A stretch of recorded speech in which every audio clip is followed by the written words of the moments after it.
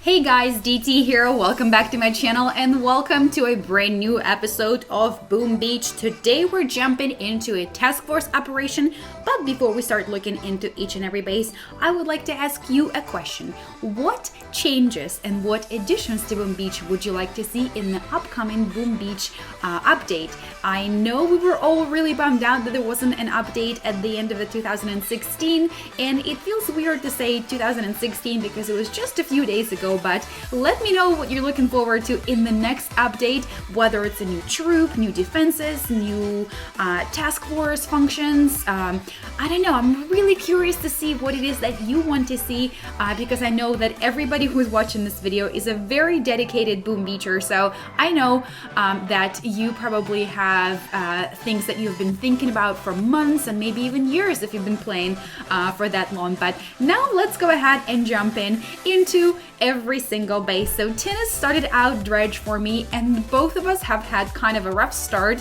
at that TF, and we've made quite a few mistakes, but it's okay because as long as you can recover from the mistakes, you only learn from them. Now, if you totally fail, then you just have a rage quit fit and you go on with your day. But hey, if you can recover, then no big deal. So I made a few mistakes here. They were like 4 misclicks, but nonetheless, the heavies provided the shield that I needed so the Zookas could finish up the job and the Dredge went down. Now, Dredge was the easiest base, so only 2 attacks it took.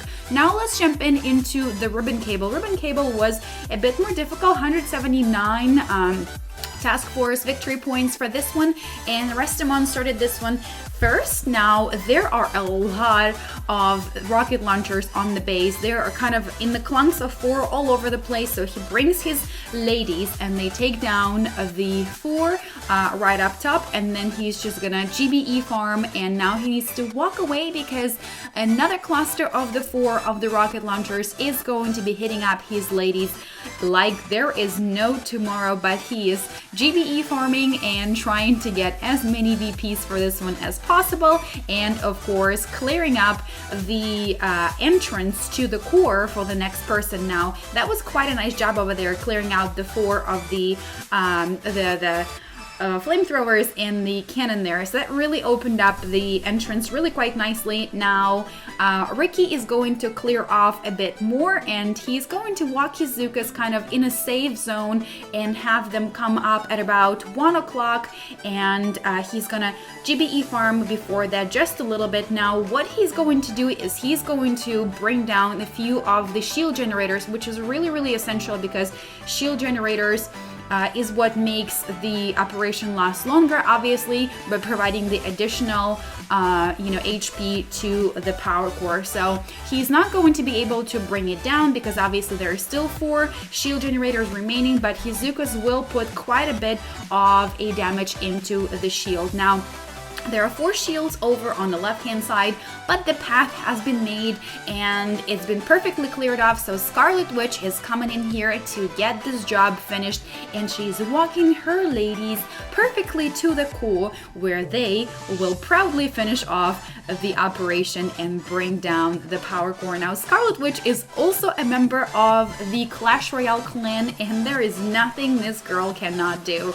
Trust me, I really wish that Scarlet could join me on videos maybe sometime in the future because she really is an amazing player. Like I said, Clash Royale, Boom Beach, you name it, she probably can beat your ass in any of those games. So boys, be careful.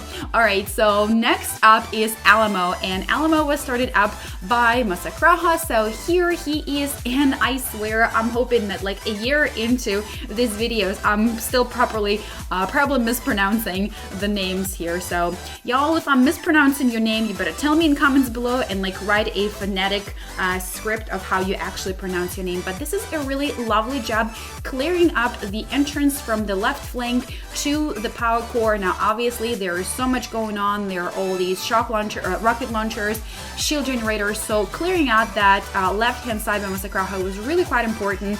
Argus jumps in right after him and goes ahead from the left-hand side. Now he's going to walk up his ladies in a smoky manner, take down a few of the defenses, and then walk them up to bring down some of the strategic defenses over on the left-hand side. Now this was an amazing clear up. Look at all of the boom cannons and the sniper towers that were taken down, but more importantly, taking down the 3 of the shield generators. Now Argus is going to walk his ladies back closer to the power core and clear out a few more defenses. So really amazing contribution to the final takedown of Alamo. And let's go ahead and take a look at Death over here, deploying his ladies. This was all about the ladies.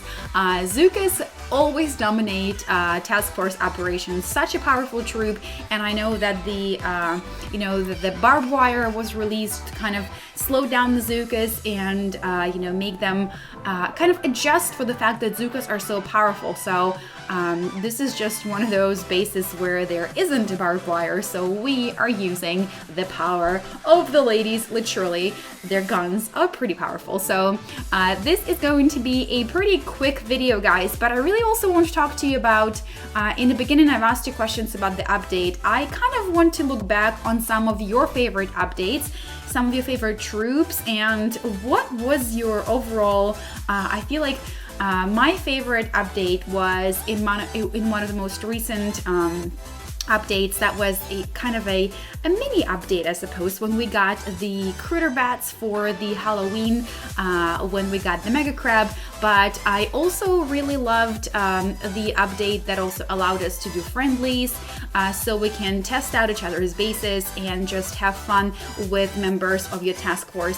Now, when it comes to troops, I think one of my favorite troops most recently, and I guess the recency here is pretty relative because it depends on how much time you've been playing Boom Beach, but I think one of my favorites was the I don't use them that much, but Scorchers. Scorchers were by far, when they first came out, all I wanted to do was like attack every single day with every single base with Scorchers. But now let's look at Michael's attack over here. Really amazing use of warriors, taking down the boom cannon and the shock launcher there, and just overall getting 6 VPs with warriors is kind of pretty difficult because you have to make sure that you flare them, because otherwise they start running wild and then you basically lose them to the defenses of the base. Now let's go ahead and take a look at what Milanino is going to do on this base, but don't forget to tell me what was your favorite update on Boom Beach, and also how long have you been playing? Are you like an old timer? Have you been playing since Nick started playing, or Boot Ramp, or Reversal? Let me know, because I really would love to know. Obviously, the people in my task force, I think I know the answer to that, but if you're not in my task force and I don't get to talk to you all the time, please tell me, because I'm really quite curious. I'm always really curious. So quick charge here is getting cleared up really quite nicely, and Alex is going to go ahead and finish it off. Really super strong player of our task force, and I'm always humbled by all the players that are in the task force. I am not a competitive player. I feel like I say it all the time, but comparing myself to members of my task force and my clan in Clash Royale, I never feel like I'm anywhere near as good as they are, but it doesn't stop me from still having fun with the game. So that's just kind of how it is, and Alex is one of those players who is really extra amazing. Now let's jump into Blue Water, and we have Elstrania here opening it up. Zukas are once again dominating, and what a powerful troop.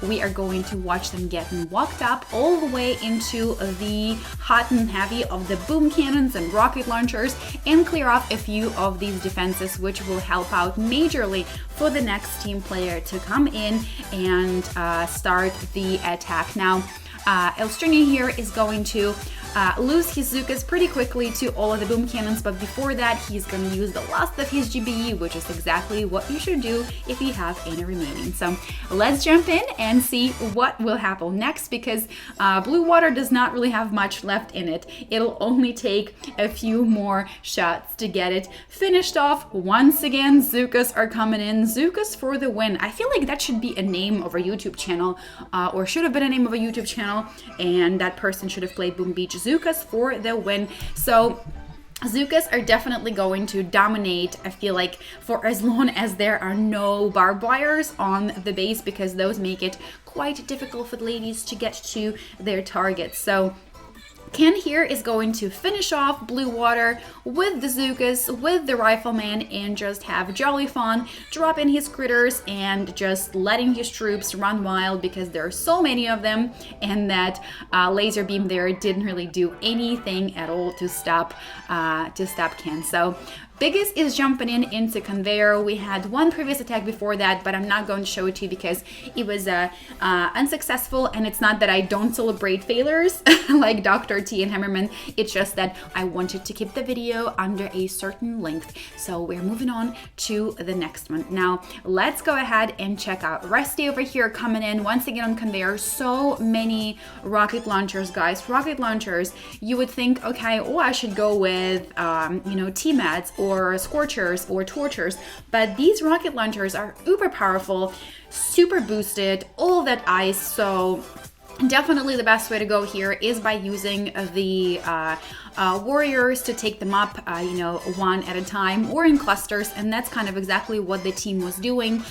They were just working on it one after another and trying to eliminate as many of the rocket launchers as possible. And like I said, they're really, really super boosted. The ice is going strong, so it sounds a lot easier than it really is when you do start taking them out. So a lot of GBE was spent here on bringing down the rocket launchers, and now CJ Payne is going to move in with his hookah right through the left flank so he can avoid a lot of the interactions with the rocket launchers that are remaining over on the left hand side. And overall, the left flank is going to be perhaps the best way to finish this. I didn't think that the right was the right way to go, but we obviously needed to get rid of a lot of the rocket launchers.